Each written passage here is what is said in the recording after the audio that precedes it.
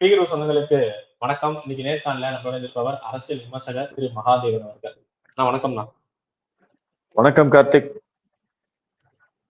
அன்பு மொழி எனக்கு சொல்லி கொடுத்த ஒண்ணு கிறிஸ்துவம். அதுல அன்பு மொழி தான் சொல்லி கொடுத்துருக்காங்க அப்படின்னு சொல்லிட்டு சட்டப்பேரவையில ஒரு மதிமுக எம்எல்ஏ அவர்கள் கொஞ்சம் தமிழ நல்லா பேசுங்க அப்படின்னு கோரிக்கை வச்சதுக்கு பினான்ஸ் மினிஸ்டர் திரு மரியா வில்சன் அவர்கள் நான் அப்படிதான் பேசுவேன், எனக்கு மொழி, அதாவது எனக்கு அன்பு சொல்லி கொடுத்த இது என்னோட கிறிஸ்துவம் பைபிள் அப்படின்னு சொல்லிட்டு கோபமாகி, நான் கோபப்பட மாட்டேன், அன்புதான் சொல்லி கொடுக்குதுன்னு சொன்னவர் கோபமாகி சபாநாயகரே இல்ல கூலா எடுத்துக்கங்க, அதெல்லாம் ஒண்ணும் பிரச்சனை இல்லை அப்படிங்கிற ஒரு நடந்த பிரச்சனை பெரிய பேசு பொருளா அமைஞ்சிருக்கு.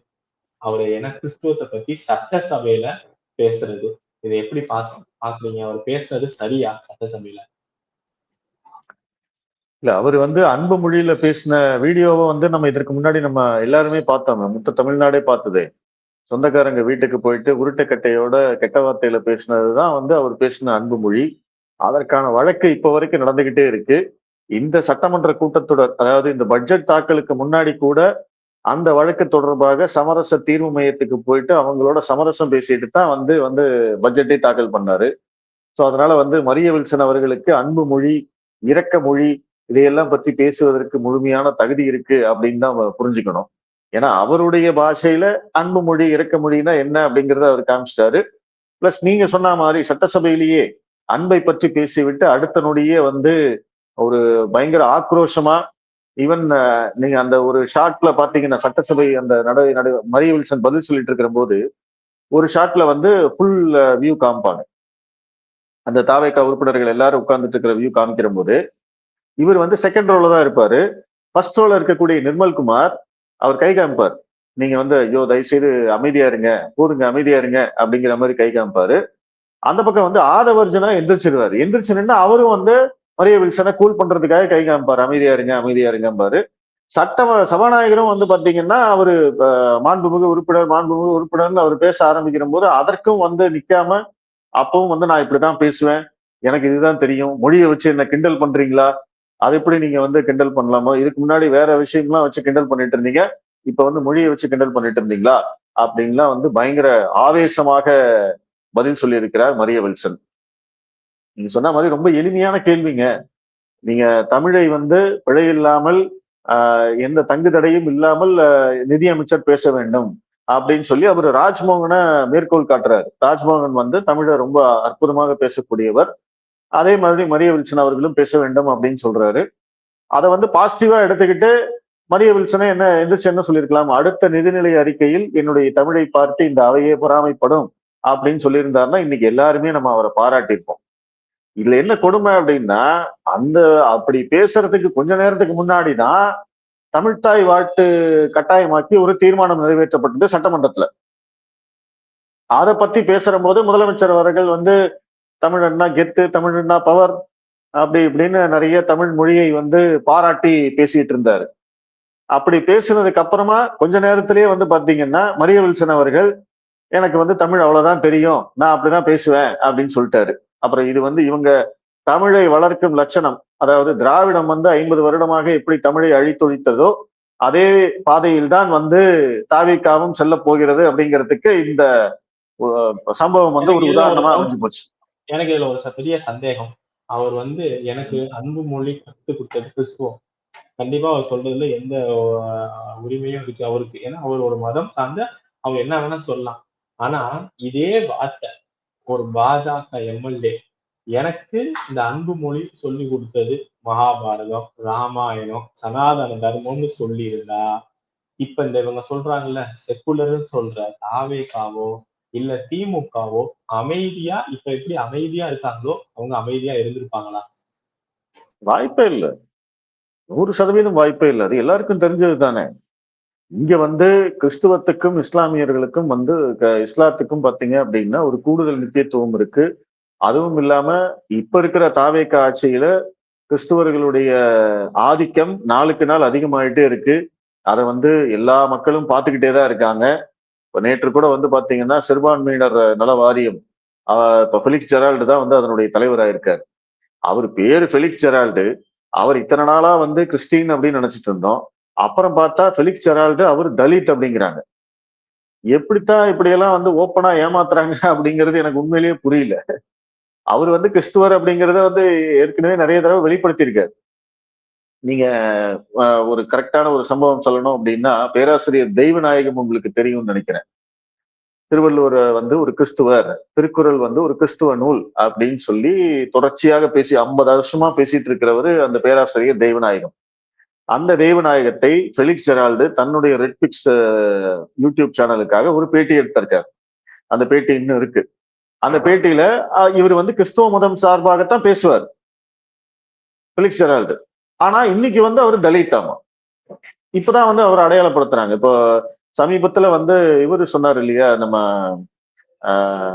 அமைச்சர் ராஜ்மோகன் பத்தி ரஞ்சித் சொன்னார் இல்லைங்களா, அவரு தலித் அப்படிங்கிறது எங்களுக்கு அவர் வேட்பாளரா அறிவிச்சதுக்கு அப்புறம் தாங்க தெரியும் அப்படின்னு சொன்னாரு இல்லையா. அந்த மாதிரி இன்னும் எத்தனை தலித்கள் தாவேக்காவில் ஒழிந்து கொண்டிருக்கிறார்கள் அப்படிங்கிறது நமக்கு தெரியல.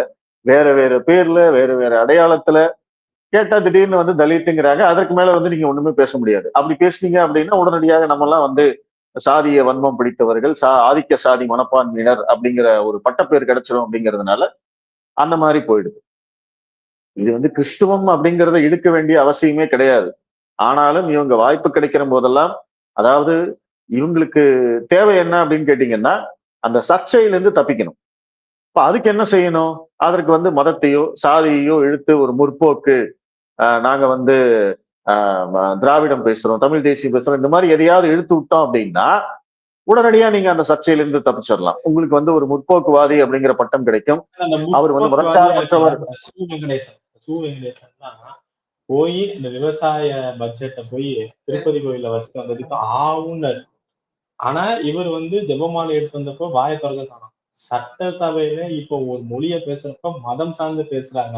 இதற்கு இந்த கம்யூனிஸ்ட் செக்குலர் சொல்ற இந்த வெங்கடேசனும் அவங்களாம் ஏன் வாயை திறக்க மாட்டேங்கிறாங்க? பேச மாட்டாங்க. அவங்களுடைய அஜெண்டா வந்து என்ன? இந்து மதத்தை எதிர்ப்பது, இந்து மத கடவுள்களை பழிப்பது, இந்து மதம் அப்படிங்கிறதையே வந்து ஒரு தீண்டத்தகாத வார்த்தையாக தமிழகத்தில் உருவாக்குவதுதான் அவங்களுடைய அஜெண்டா. ரொம்ப கிளியர் கட்டா தெரியுது இல்லையா? இப்ப நீங்க வந்து திருப்பதி போனதை பத்தி சொன்னீங்க வினோத். ஒரு வகையில தாவேக அரசாங்கத்தை நான் அந்த வகையில பாராட்டுறேன். ஏன்னா இதுவரைக்கும் அவங்க அந்த அடையாள சிக்கலுக்குள்ள போய் ஒழிஞ்சுக்கல. அதாவது விஜய் ஆகட்டும், இல்ல தாவேக கட்சியினர் ஆகட்டும், இவங்க வந்து அதாவது எம்எல்ஏக்களோட, அமைச்சர்களோட தனிப்பட்ட அந்த மத சுதந்திரத்தை அவங்க வந்து மதிக்கிறாங்க. ஏன் வினோத் வந்து ஏன் திருப்பதி போயிட்டு வந்தாரு அப்படின்னு தாவேகா தலைமை அவரை கேள்வி கேட்கல. சோ அந்த வகையில வந்து நான் அதை வந்து பாராட்டுறேன். ஏன்னா இதுவே திமுக இருந்த ஒருத்தர் செஞ்சிருந்தாரு அப்படின்னா அவரை கூப்பிட்டு கண்டிச்சிருப்பாங்க. வெளிப்படையா எல்லாருமே பேசியிருப்பாங்க, இந்த மாதிரி எல்லாம் செய்யக்கூடாது அப்படின்னு பேசியிருப்பாங்க. ஆனா தாவேக்கா அந்த அடையாள சிக்கலுக்குள்ள இதுவரைக்கும் மாட்டல. இப்போ இனிமே மேற்கொண்டு என்ன நடக்கும் தெரியாது. இதுவரைக்கும் அவங்க மாட்டிக்கல. இவர் திருப்பதி போயிட்டு வந்தாரு, கரெக்ட். இதுவே வந்து நீங்க அமைச்சராக பொறுப்பேற்றும் போது இந்தியன் யூனியன் முஸ்லீம் லீக்குடைய உறுப்பினர் வந்து அமைச்சராக பொறுப்பேற்றார். அவர் பொறுப்பேற்றும் போது என்ன நடந்தது? இந்தியன் யூனியன் முஸ்லீம் லீக்குடைய எம்பி நவாஸ் கனி பிளஸ் இஸ்லாமிய மதகுருமார்கள் பிளஸ் இஸ்லாமிய பெரியவர்கள் அவங்கெல்லாம் அங்க வந்து குரான் ஓதி அதற்கு பிறகுதான் அவர் அந்த சீட்ல உட்கார வச்சாங்க. அப்ப இத வந்து யாராவது கண்டிச்சாங்களா? யாருமே கண்டிக்கல. நான் என்ன பொறுத்த வரைக்கும் என்னன்னா அதை கண்டிக்கவே வேண்டாங்கிறேன் நான். அது அவங்களுடைய மத உரிமை, அதை நான் மதிக்கிறேன். அதே மாதிரி இவர் ஜெபமாலை எடுத்துட்டு போனாரு, அது அவருடைய நம்பிக்கை, அதை நான் மதிக்கிறேன். ஜேசிடி பிரபாகர் வந்து பைபிள்ல இருந்து மேற்கோள் காட்டுறாரு, அது அவருடைய நம்பிக்கை, அதையும் நான் மதிக்கிறேன். அதே மாதிரி இந்து மதத்தை முன்னிறுத்தி, இந்து மத கடவுள்களை முன்னிறுத்தி, இந்து மத வழிபாடுகளை முன்னிறுத்தினால் அந்த இடத்துல மட்டும் நீங்க ஏன் விமர்சிக்கிறீங்க? அந்த இடத்துல மட்டும் நீங்க ஏன் முற்போக்கு பேசி வந்து மக்களை ஏமாத்துறீங்க அப்படிங்கிறது தான் நம்மளுடைய கேள்வி. ஏன் வந்து ரெட்ட வேஷம் கொடுறீங்க? என்ன அடிப்படை? அதற்கான காரணம் என்ன? ஏன் இந்து மதம்னா மட்டும் உங்களுக்கு வந்து இவ்வளவு தூரம் பொத்துக்கிட்டு வருது? அப்ப உங்களுடைய நோக்கம் வந்து வேற. இவங்களுடைய நோக்கம் வந்து இந்து மதத்தை எதிர்ப்பது, இந்து மத அடையாளத்தை தமிழர்களுக்கு புகுத்தி கொண்டால் அப்போ வந்து நம்ம அடுத்த கட்டமா என்ன ஆகும்? இந்தியர்கள் அப்படிங்கிற ஒரு உணர்வு வந்துடும். அதனாலதான் வந்து இவங்களுடைய அடிப்படை நோக்கம் வந்து பிரிவினைவாதம். அதனாலதான் வந்து தமிழர்கள் இந்துக்கள் இல்லை, இந்தியா வந்து ஒரு நாடு இல்லை, இதெல்லாம் பேசுவதற்கான காரணம் என்ன? அடிப்படை நோக்கம் பிரிவினைவாதம். அந்த பிரிவினைவாதம் யாருக்கானது? இங்க இருக்கக்கூடிய சிறுபான்மை மக்களுக்கானது, சிறுபான்மை அரசியலுக்கானது. ஏன்னா அவங்க தானே வந்து இந்த நாட்டை உடைக்கணும், துண்டு துண்டா பிரிக்கணும் அப்படின்னு முயற்சி பண்ணிட்டு இருக்காங்க. அதற்கான குரலாகத்தானே இங்க வந்து கம்யூனிஸ்ட் கட்சிகள்ல இருந்து, திராவிடம் பேசுபவர்கள் இருந்து அத்தனை பேரும் அதை பேசிக்கிட்டு இருக்காங்க. அப்போ அடிப்படை நோக்கத்திலிருந்து நீங்க இதை பாத்தீங்கன்னா தான் இவங்க ஏன் இதை செய்கிறார்கள். இந்து மதம் என்றால் வரிந்து கட்டி கொண்டு வருவது, அதுவே வந்து கிறிஸ்துவம் இஸ்லாமியம் என்றால் அப்படியே கண்டும் காணாமலும் நகர்ந்து போவது ஏன் நடக்கிறது அப்படிங்கிறதுக்கான அடிப்படை காரணம் இங்கிருந்துதான் நீங்க பார்க்கணும். அதே சட்டசபையில நீங்க சொல்ற மாதிரி கொஞ்ச நேரத்துக்கு முன்னாடிதான் ஒரு தனி தீர்மானம் நம்ம ஜோசப் அவர்கள் முதல்வர் வந்து கொண்டு வந்தாரு. தமிழ் தாய் வாழ்த்து தான் கட்டாயம், அதுதான் ஃபர்ஸ்ட் பாடப்படும் அப்படின்னு. எந்த மாநில அரசாங்கத்திலயுமே தமிழ் தாய் வாழ்த்து தான் ஃபர்ஸ்ட் பாடப்படுது. இதே மாதிரி மத்திய அரசாங்கம் எங்கேயுமே தமிழ் தாய் வாழ்த்த 3வது இதுலதான் பாடணுங்கிற எந்த ஒரு கண்டிஷனும் போடவும் கிடையாது. இந்த தீர்மானம் கவர்னருக்கு அப்ளை ஆகுமா? இது வந்து ஒரு எப்படி சொல்றதுன்னு பாத்தீங்கன்னா, இது வந்து ஒரு ஒரு முக்கியமான ஒரு முழுமையான அரசியல் தாங்க இந்த விவகாரமே. இந்த தமிழ்த்தாய் வாழ்த்து மேலேயோ, இல்ல தமிழ் மொழி மேலேயோ, தமிழ் பண்பாடு, கலாச்சாரம், இலக்கியம் இது மேல எல்லாம் இவங்களுக்கு எந்த விதமான அக்கறையும் கிடையாது. இவங்களுக்கு தேவை அரசியல். தமிழ்த்தாய் வாழ்த்தை கட்டாயமாக்கி சட்டம் போட்டுட்டாங்க அப்படிங்கிறதுனால வந்து தமிழ் வளர்ந்துற போகுதா? இல்ல வந்து இதனால் இது வந்தே மாதரத்தை முதலில் பாடி தமிழ்த்தாய் வாழ்த்தை இரண்டாவதாக பாடினால் தமிழ் வந்து அழிஞ்சிட போகுதா? எதுவுமே கிடையாது.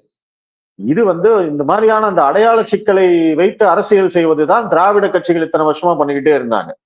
இதை வச்சு மத்திய அரசாங்கத்துக்கு எதிரான ஒரு கருத்துருவாக்கம், பாஜகவுக்கு எதிரான ஒரு கருத்துருவாக்கம், யாரெல்லாம் இதை எதிர்க்கிறார்கள் என்று அடையாளப்படுத்துவது, இதை வச்சு ஒரு அரசியல் பண்ணணும். இதுதான் அவங்களுடைய நோக்கமாக இருக்கு.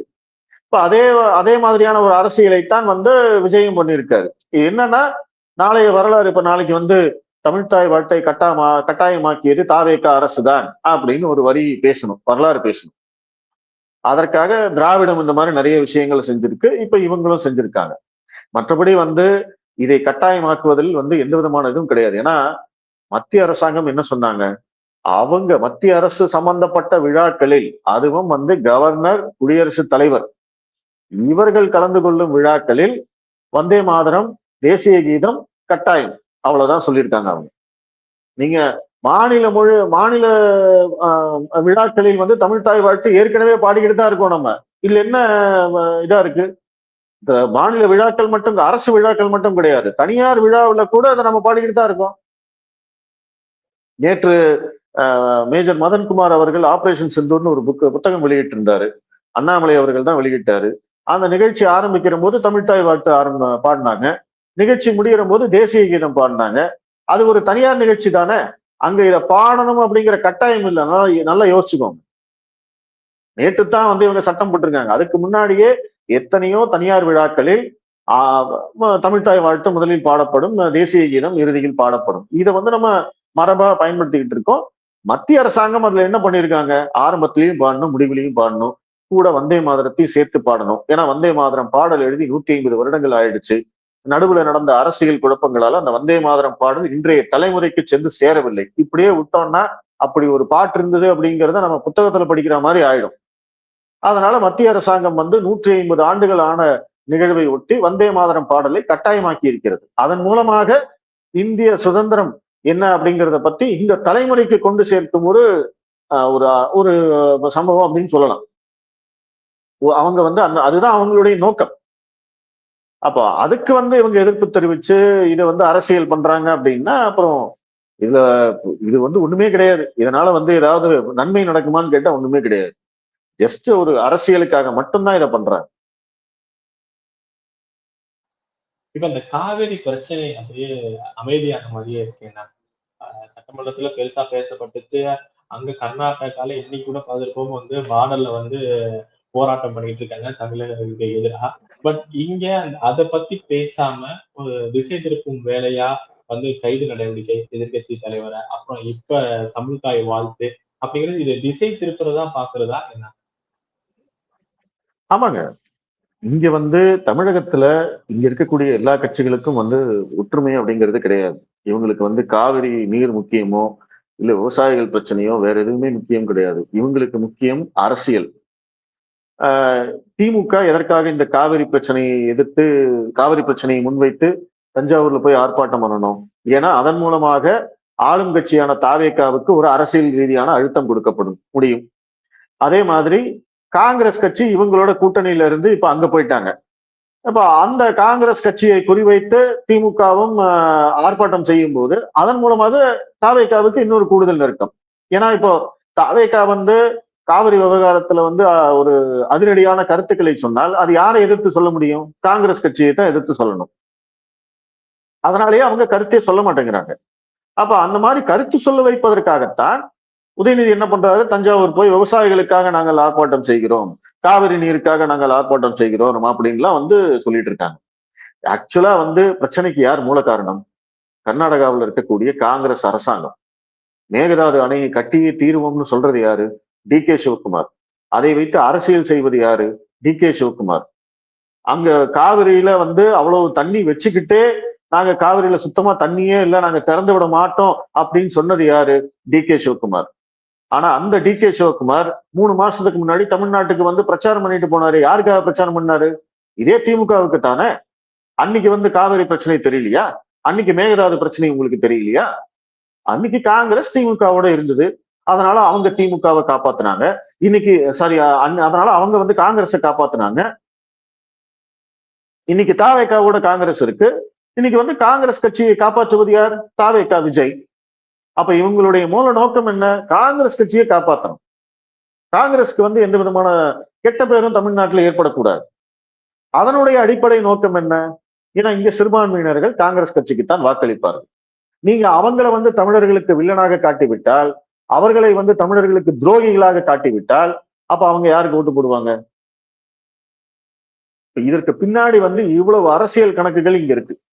ஆனா கர்நாடகாவில் இருக்கிறவங்களுக்கு அதெல்லாம் கணக்கு கிடையாது. அவங்களுக்கு காவிரி அப்படிங்கிறது உணர்வு. அவங்களும் அங்க அரசியல் பண்றாங்க, நான் இல்லைன்னு சொல்லல. டி கே சிவகுமார் அரசியல் பண்றாரு, பாஜகவும் அங்க அரசியல் பண்றது, யாரும் இல்லைன்னு சொல்லல. இங்க பிரச்சனை என்ன அப்படின்னு கேட்டீங்கன்னா, இப்ப உதாரணத்துக்கு நீங்க திருப்பரங்குன்றம் விவகாரத்தை எடுத்துக்கோங்க. திருப்பரங்குன்றம் விவகாரத்துல இன்னைக்கு எல்லா கட்சிகளும் ஒரே நிலைப்பாட்டுல இருக்கு. ஏன் இருக்காங்க? ஏன்னா நீங்க திருப்பரங்குன்றம் விவகாரத்துல நீங்க திமுகவுடைய நிலைப்பாட்டை மாற்றி நீங்கள் வேறொரு நிலைப்பாடு எடுத்தால், அப்ப உங்களுக்கு இங்க ஒரு முத்திரை குத்தப்படும். நீங்க தமிழரின விரோதி, இல்ல இவங்க RSS அடிமை, பாஜக அடிமை, இவங்க இந்துத்துவ கருத்துக்கு ஒத்து போறாங்க அப்படின்னு முத்திரை குத்தப்படும். அதனாலேயே தாவேக அரசாங்கம் என்ன பண்றாங்க? உச்ச நீதிமன்றம் போயிட்டு வழக்கு போட்டிருக்காங்க. அந்த வழக்கு இப்போ இதாயிடுச்சுன்னு வச்சுக்கோங்க. அதே மாதிரி தான் அங்க கர்நாடகாவிலையும். இப்ப டி கே சிவகுமார் என்ன பண்றாரு? மேகதாது அணை கட்டியே தீருவோம், இது நம்மளுக்கு விவசாயிகளுக்கு நீர் வேணும், பிளஸ் பெங்களூருக்கு குடிநீர் நீர் வேணும் அப்படின்னு அவர் ஒரு விஷயத்தை முன்னெடுத்துட்டாரு. இப்ப அதற்கு மாற்றாக அங்க இருக்கக்கூடிய மற்ற கட்சிகள் பேச முடியுமா? முடியாது. அப்படி பேசினா என்ன ஆகும்? அது அவங்களுக்கு பலவீனமா போயிடும், அவங்களுக்கு பேக் ஃபயர் ஆகும். பாஜகவுக்கு நான் அடுத்த வருஷம் தேர்தல் வரப்போகுது. அந்த சமயத்துல இங்க எப்படி தமிழர்களுக்கு எதிரி பாஜக என்று இங்க பிரச்சாரம் செய்யப்படுகிறதோ, அதே மாதிரி அங்க கர்நாடகாவுக்கு எதிரி, கன்னட மக்களுக்கு எதிரி பாஜக அப்படின்னு அங்க பிரச்சாரம் பண்ணுவாங்க. அவங்க மறுபடியும் காங்கிரஸ் ஜெயிச்சுட்டு போவாங்க. அதற்காகத்தான் இத்தனை அரசியலும் நடக்குது. ஏன் இங்க காங்கிரஸ் கட்சியை பார்த்து கேள்வி கேட்க மாட்டேங்கிறாங்க? அன்புமணி ராமதாஸ் மட்டும்தான் எனக்கு தெரிஞ்சு ஒரே ஒருத்தர் தான் கேள்வி கேட்டார். ராகுல் காந்தி மேகதாது அணை விவகாரத்தை பத்தி பேசுவாரான்னு கேட்டார். அதை தவிர வேற யாராவது ஒருத்தர் இங்க ராகுல் காந்தி பெயரை எடுத்து பேசினாங்களா? இப்ப சமீபத்துல ஒரு வாரத்துக்கு முன்னாடி ராகுல் காந்தி இங்க வந்துட்டு போனாரு. டீலிமிட்டேஷன் பிரச்சனையை பத்தி பேசிட்டு போனாரு. ஏன் காவிரி பிரச்சனையை பத்தி பேசல? ஏன் மேகதாது அணையை பத்தி பேசல? அதை பத்தி யாராவது எந்த எதிர்கட்சியாவது இங்க இருந்து கேள்வி கேட்டாங்களா அவரை? அப்ப அல்டிமேட் கோல் என்ன அப்படின்னு கேட்டீங்கன்னா, தமிழகத்தில் காங்கிரஸ் கட்சியை பொத்தி பாதுகாக்கணும். ஏன்னா அவங்களுக்குன்னு ஒரு ஓட்டு வங்கி இருக்கு. அந்த ஓட்டு வங்கி இங்க இருக்கக்கூடிய கட்சிகளுக்கு தேவை. இப்ப திமுக ஏன் காங்கிரஸ் மேல சாஃப்ட் கார்னர்? ஒருவேளை நாளைக்கு காங்கிரஸ் இந்த பக்கம் வந்தாலும் வரலாம் இல்லையா? அப்ப இப்போ இன்னைக்கு காங்கிரஸ் நீங்க வில்லனாக்கிட்டீங்க அப்படின்னா நாளைக்கு என்ன பண்ணுவீங்க? இன்னைக்கு திமுகவும் பாஜகவும் ஏன் இணைய முடியவில்லை? அதுதானே காரணம். ஏன்னா நீங்க அவனை பாஜகவை நீங்க வில்லனாக்கிட்டீங்க. இப்ப போய் நீங்க பாஜகவோட சேர்ந்தீங்க அப்படின்னா உங்களுக்கு ஒரு சிக்கல் இருக்கு இல்லையா? அந்த மாதிரியான சிக்கல் காங்கிரஸ் கூடயும் இருந்துருச்சு அப்படின்னா திமுக யாரு கூடயும் சேரவே முடியாது. சோ அப்ப அதனால அவங்களும் அடக்கி வாசிக்கிறாங்க. தாவேக்கா கூட்டணியில இருக்கு, அதனால அவங்களும் அடக்கி வாசிக்கிறாங்க. மிச்சம் இருக்கிறது பாமக மட்டும்தான். அதிமுக இது வரைக்கும் வந்து அதை பத்தி பேசவே இல்லை. சோ அப்ப இது எல்லாம் சேர்த்து பார்த்தீங்கன்னா இங்க வந்து வெறும் அரசியல் மட்டும்தான் நடந்துகிட்டு இருக்கு. அந்த அரசியல்வாதிகளுக்குத்தான் தமிழ்நாடு மக்கள் வந்து ஓட்டு போட்டுட்டு இருக்காங்க. இங்க காவிரி பிரச்சனை, காவிரியில தண்ணி வரணும் அப்படிங்கிறதுக்கு எல்லாம் யாருமே போராடல, யாரும் பேசவும் இல்லை. காணல இறுதியான கேள்வினா, அடுத்த ஒரு நடிகர் அரசியல்ல உதயம் ஆகிறாரா? ஒரு திடீர் அறிவிப்பு தனுஷ் அவர்களோட ரசிகர் மன்றத்திலிருந்து கோவை மாவட்டத்துல கீழே தொகுதி வாரியா, சட்டமன்ற தொகுதி வாரியா நற்பணி மன்ற ஆட்களை சேர்க்கணும், அதுபடி செயல்படணும் அப்படின்னு சொல்லிட்டு ஒரு அறிவிப்பு வந்திருக்கு. இதுக்கு முன்னாடி பார்த்திருப்போம், பிறந்தநாள் விழால கிட்டத்தட்ட அரசியல் ஒட்டிய ஸ்பீச் அப்படிங்கிற தனுஷ் அவர்களும் பேசியிருந்தாரு. அதே மாதிரி அங்க எப்படி விஜய் அவர்கள் வந்து மாணவர்களுக்கு கொடுத்தாரோ அதுவும் அதே மாதிரி நிகழ்ச்சி நடத்தினாரு. சோ அடுத்த ஒரு நடிகர் அரசியலுக்கு உதயமாகிறார். இங்க வந்து தமிழ்நாட்டுக்கு அரசியலுக்கு யார் வரணும், அடுத்த முதல்வராக யார் வரணும் அப்படிங்கறது எல்லாம் யார் தீர்மானிக்கிறாங்கன்னு நினைக்கிறீங்க நீங்க? ஒரே ஒரு கேள்வி உங்ககிட்ட நான் கேட்டுக்கிறேன். இங்க இருக்கக்கூடிய அரசியல் கட்சிகளா இல்ல மக்களா? இல்ல, தமிழ்நாட்டுல வந்து யார் அரசியலுக்கு வரணும், யார் வந்து முதல்வர் ஆகணும் அப்படிங்கறதை எல்லாம் தீர்மானிப்பது இங்க இருக்கக்கூடிய ஜோதிடர்கள். அதை நீங்க ஃபர்ஸ்ட் புரிஞ்சுக்கணும். விஜயை முதல்வராக்குனது வந்து ராதன் பண்டிட். அவருதான் போய் முதல்ல வந்து உங்களுக்கு இந்த மாதிரியான யோகம் இருக்கு அப்படின்னு சொல்லி அவரை வந்து வழி நடத்தி அவர் என்னவெல்லாம் செய்யணும், என்னவெல்லாம் செய்யக்கூடாது அப்படிங்கறதை எல்லாம் சொல்லி, அதற்கு பிறகு அவர் பல்வேறு காரணிகள் அவரு எப்படி எல்லாம் வந்து தன்னுடைய மூட நம்பிக்கையா என்ன நீங்க சொல்றீங்க? ஜோதிடம் அதெல்லாம் வந்து நம்மளுக்கு நம்மள மாதிரியான அன்னாடங்காட்சிகளுக்குத்தான் வந்து ஜோதிடம், கடவுள் நம்பிக்கை இதெல்லாம் வந்து மூட நம்பிக்கை. மேல இருக்கிறவங்களுக்கு, பதவியில இருக்கிறவங்களுக்கு, அதிகாரத்துல இருக்கிறவங்களுக்கு, பணக்காரங்களுக்கு இது எல்லாம் தான் அவங்களுக்கு நம்பிக்கை. அவங்க நல்ல நேரம் பார்க்காம, நல்ல காலம் பார்க்காம வேற எதையுமே செய்யறது கிடையாது. ஜாதகம் பார்க்காம எந்த ஒரு முடிவும் எடுக்கிறது கிடையாது. அதுவும் இல்லாம எந்தெந்த காலகட்டத்துல எந்தெந்த பரிகாரம் செய்யணும் அப்படிங்கிறது வரைக்கும் அவங்களுக்கு தெரியும். அதெல்லாம் செஞ்சுக்கிட்டு தான் இருக்காங்க அவங்க, இன்க்ளூடிங் திமுகவுல இருக்கக்கூடியவங்களும் சேர்த்து தான் சொல்றேன் நான். உதயநிதி எதனால வந்து அவசர அவசரமா துணை முதல்வர் ஆக்குனாங்க? ஜாதக கட்டம் அந்த சமயத்துல நீங்க ஆக்கலைன்னா அவரால் ஆக முடியாதுன்னு சொல்லியிருக்காங்க. எதுக்காக வந்து திருச்செந்தூர்ல போயிட்டு சத்ரு சம்ஹார யாகம் பண்ணாங்க? பரிகாரம். அதேதான் வந்து தனுஷுக்கும். தனுஷுக்கு அடுத்த ஒரு 4-5 வருடங்களுக்கு பிறகு அவருக்கான ஒரு யோகம் இருக்கு. அவர் அரசியலுக்கு வருவதற்கான யோகம் இருக்கு. சமீபத்துல கூட ராதன் பண்டிட் அவர் வந்து ஒரு பிகைண்ட் உட்ஸ்லயோ இதுலயோ வந்து ஒரு கலாட்டாலேயோ ஏதோ ஒரு விழாவில் வந்து கலந்துகிட்ட போது அவர் மேடையில சொன்ன அந்த கிளிப்பிங் கூட வைரலா போச்சு. அண்ணா விஜய் வெர்சஸ் தனுஷ் அப்படின்னு களம் மாறுவதற்கான வாய்ப்பு இருக்கு அப்படின்னு அவர் சொன்னார். அப்போ அவரு நாளைக்கு என்ன நடக்கும் அப்படிங்கறத விட்டுருங்க, அவருக்கு அந்த ஜாதகத்துல ஒரு யோகம் இருக்கு அப்படிங்கிறது கண்டிப்பா தனுஷுக்கும் தெரிஞ்சிருக்கும். அப்ப அதை நோக்கிய பயணத்தை தனுஷ் ஆரம்பித்திருக்கிறார்.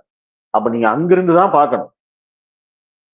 தனுஷ் அரசியலுக்கு வந்து மக்களுக்கு நன்மை செய்ய போகிறார், அரசியலை புரட்டி போட போகிறார், அவருக்கு வந்து அவருக்கு எவ்வளவு விலகின மனசு தெரியுமா, அவர் எவ்வளவு திட்டங்கள்லாம் கொண்டு வந்திருக்காரு, அதெல்லாம் இல்லை. ஃபர்ஸ்ட் அடிப்படை விஷயம், அவருக்கு ஜாதகத்துல தமிழ்நாடு அரசியல்ல வந்து ஈடுபடுவதற்கான வாய்ப்பு இருக்கு, அதில் ஜொலிப்பதற்கான வாய்ப்பு இருக்கு, ஒரு குறிப்பிடத்தக்க வெற்றி கிடைப்பதற்கான வாய்ப்பு இருக்கு அப்படின்னு அவருடைய கட்டம் சொல்லுது. அதனால அதை நோக்கிய பயணத்தை ஆரம்பித்திருக்கிறார். அது வந்து நாளைக்கு இல்ல, இன்னைக்கு நாளைக்கு இல்ல, ஒரு 2 வருஷம் கழிச்சு 3 வருஷம் கழிச்சு அவருக்கான ஒரு நல்ல நேரம் இருக்கு. அந்த சமயத்துல அவருக்கு வந்து என்னென்னலாம் தேவையோ அதெல்லாம் அந்த கட்டமைப்புகளை இன்னையில இருந்து உருவாக்க ஆரம்பிச்சிட்டாரு. இதுதான் வந்து நடந்துகிட்டே இருக்கு.